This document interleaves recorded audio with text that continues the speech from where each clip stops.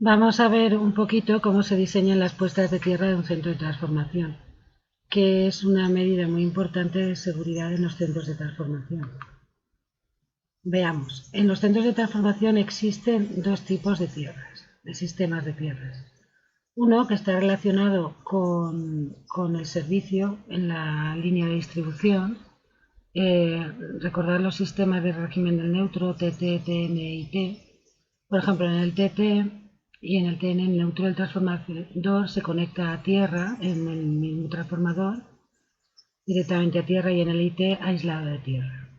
Esta tierra se llama de servicio, aquí tenéis la definición. Y luego la tierra de protección es la que tenemos que poner en el centro de transformación para que en él no aparezcan tensiones peligrosas, ni para las personas ni para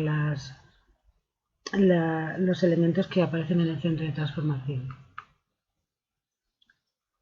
Veamos, hay una serie de riesgos, excluyendo el incendio que puede aparecer y todo para las personas. Vamos a centrarnos en las personas. Si un operario entra en el centro de transformación y hay una diferencia de potencial entre las partes, mientras va andando va a sufrir esa persona una descarga eléctrica solo por andar. Esto se le va a llamar tensión de paso. Si toca una superficie metálica que no debería estar en tensión que hay una derivación, se llamaría tensión de contacto. Entonces también sufriría otro accidente eléctrico. Este sería normalmente más grave, la tensión de contacto suele ser más elevada. Esta imagen, aunque es muy viejecita, pero me ha gustado porque vemos las diferencias entre la tensión de paso y de contacto. Fijaros aquí en esto representa la cubeta del transformador. Está viendo una derivación y aquí hay gran potencial porque está aquí justo la derivación por fallo eléctrico. Y como conforme se va uno alejando del punto que está produciendo la descarga, va bajando el potencial en la superficie. ¿Vale? Entonces, evidentemente, el operario al tocar esto que no debería estar en tensión sufre una descarga, sería tensión de contacto, pero solo por andar el operario, como el suelo se le encuentra a dos tensiones diferentes, conforme nos separamos de este punto de máximo potencial, por sus pies circularía corriente, pues está sometido a distinto potencial. Entonces vamos a ver cómo se puede solucionar estos problemas. Entonces en DESA, el MI RT13 está obsoleto, ahora hay otra reglamentación, no obstante esto es igual. Y está ahí en los reglamentos nos dicen lo siguiente. La tensión de contacto y la de paso han de ser como mucho estas, aplicadas al cuerpo humano. ¿Qué significa acá? Que es una constante que depende del tiempo de actuación de las protecciones. ¿Vale? Si ya nos pasamos del tiempo de actuación de las protecciones de 3 segundos, entonces ya no hay nada que calcular. Como mucho serán 64 voltios si el tiempo está comprendido entre 3 y 5 segundos, y como mucho 640 voltios si el tiempo está comprendido entre 3 y 5 segundos. O sea, las protecciones deben de actuar muy rápido. Y para el tiempo superior a 5 segundos, aquí tenéis las tensiones de paso y de contacto máximas. Como mucho puede ser un segundo, dice, por seguridad, con lo cual el cálculo nos quedaría así.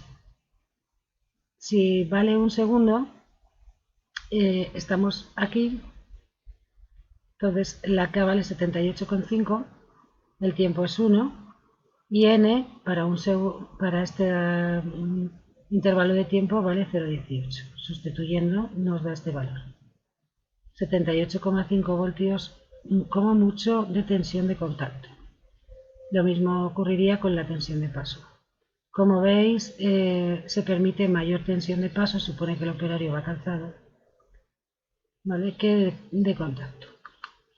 Aquí esta tabla vemos como a medida que crece el tiempo de actuación de las protecciones, disminuye la tensión a la que puede quedar sometida la persona, vamos, ¿vale? La corriente, salvo casos excepcionales, no debe pasar a 0,1 segundos, ¿vale? Porque, claro, es súper peligroso. ¿Cómo se relaciona esto con nuestro centro de transformación? ¿Vale? Hasta ahora estábamos viendo las máximas tensiones que podía soportar la persona. ¿Cómo se relaciona con nuestro centro de transformación? Y claro, esta fórmula es igual que la que hemos visto de tensión de contacto, pero aquí hay un término que tiene en cuenta lo siguiente, ρ sub s. Ρ sub s es la resistividad del centro de transformación. Imaginemos que la resistividad fuera tan baja, que tuviéramos una tierra tan buena que fuera cero, esto de aquí se iría y nos quedaríamos con la expresión anterior. ¿Vale? Ahora luego os enseñaré a usar estas expresiones. Entonces la tensión de contacto es esta, la de paso es esta, y esta es la de acceso. O sea, tú imagínate que vas a entrar al centro de transformación, en el terreno hay una resistividad y en el centro de transformación hay otra. ¿De acuerdo? Con lo cual ahí está sometido solo por el cambio de resistividades a otra posible tensión. Vale, entonces ¿cómo lo hacemos para no poner en peligro a nadie? Pues mirad, hay una serie de configuraciones tipo de electrodos. Vamos a elegir una, que están estudiadas, las resistividades que dan y todo. Elegimos una, comprobamos estas tensiones de paso y de contacto para que no excedan a las máximas y si es así, pues hacemos el centro de transformación con ese tipo de electrodos. Después, cuando ya esté el centro de transformación montado, se comprobará. Si hay que corregir algo, normalmente se instalarán más electrodos para bajar la resistividad. ¿Qué electrodos tenemos? Tenemos cuadrados y rectángulos de cable enterrado horizontalmente sin picas, normalmente en el perímetro del centro de transformación. Cuadrados y rectángulos de cable con picas, 4 o 8. Líneas de cable enterrado con picas. Y todo esto va a hacer que la tensión que aparece accidental se vaya a tierra. En todos los casos se consideran profundidades de 0,5 y 0,8 metros de enterramiento de estos electrodos al punto más alto, ¿vale? Luego, si la pica mide 2 metros, evidentemente estará como poco a 2,5 su parte inferior. Y la parte superior, como mínimo, tiene que estar a 0,5 metros cubierta con el terreno. Longitudes de pica variables, como veis. Y el cable que rodea el centro de transformación que forma el cuadrado, pues será como mínimo 50 milímetros cuadrados. Y las picas como mucho 14 milímetros de diámetro. ¿Vale?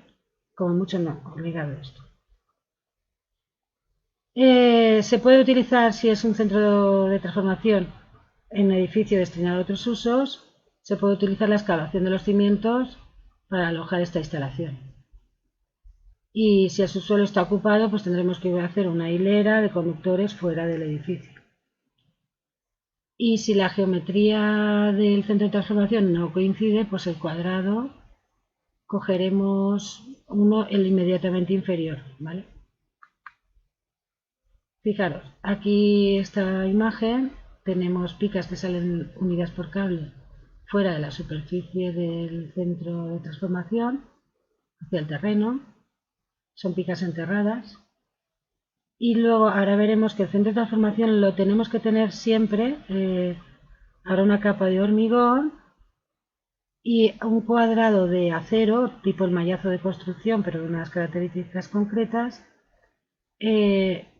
con cuadraditos de unas medidas concretas, para que todo el centro de transformación sea una superficie equipotencial. Sobre esto pondremos hormigón. ¿Vale? Estos cuadraditos significa que todo está por abajo sustentado con un acero electrosoldado formado cuadraditos, de forma que la persona que ande aquí esté sometida siempre a la misma tensión.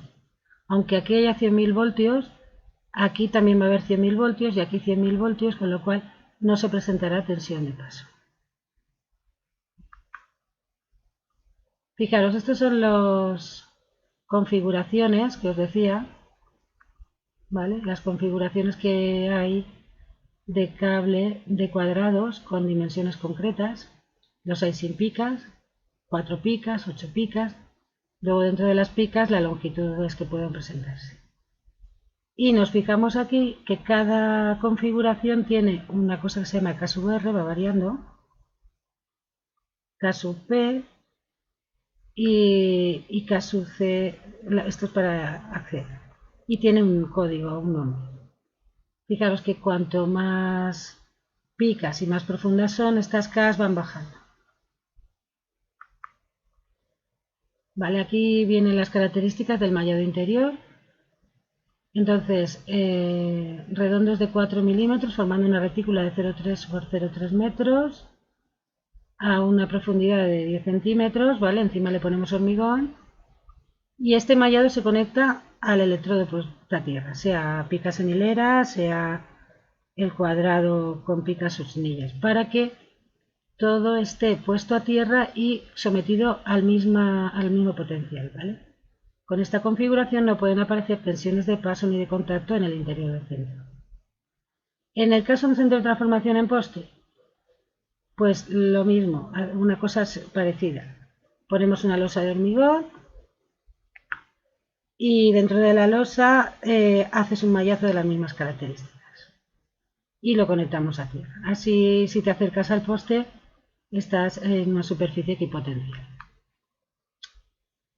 Bien, aquí tenemos otra imagen, una salvedad, debajo de los fosos del transformador no se pone mallazo, pero bueno, ahí no vas a andar, está el transformador. Y cómo se conecta a tierra este mallazo y la profundidad que tiene. Entonces, ¿cómo vamos a proceder al cálculo? Pues la compañía suministradora nos tiene que facilitar la tensión de alimentación y cómo está el neutro. De la subestación aguas arriba nos viene el neutro de una forma u otra. Y vamos a medir la resistividad del terreno. Vale. Pues imaginamos que tenemos esta configuración y hemos escogido un cuadrado sin picas. Esto me daría una K sub R de 0,216. Midiendo la resistividad del terreno, lo multiplicamos por esta K sub R y tendríamos la resistencia a tierra de nuestro sistema de tierras. Vale. Después pasaríamos a calcular la intensidad de defecto, que tenemos estas dos posibilidades. Luego os pondré problemas. Según tenemos que haber hallado la resistencia a tierra, la resistencia a neutro se halla y hallamos las intensidades de defecto. Una vez tenemos la resistencia a tierra y la intensidad de defecto, con las tablas hallamos, por ejemplo, con K sub P, con la resistividad que hemos medido y la intensidad de defecto que hemos hallado, tenemos la tensión de paso. Lo mismo hacemos con la de contacto. La de contacto cogemos la resistividad que hemos medido, la intensidad de defecto y la tensión, la K sub C de la tabla. Y esta sería para el acceso al centro de transformación. Entonces, tenemos que comparar esto con esto. Si esto nos sale mayor que lo que hemos calculado con la configuración elegida para nuestro centro de transformación es correcta y podemos pasar a construirlo. Si nos sale menor, tenemos que elegir otra configuración. Y ya estaría. Posteriormente, ahora os dejaré documentación y os pondré ejercicios resueltos.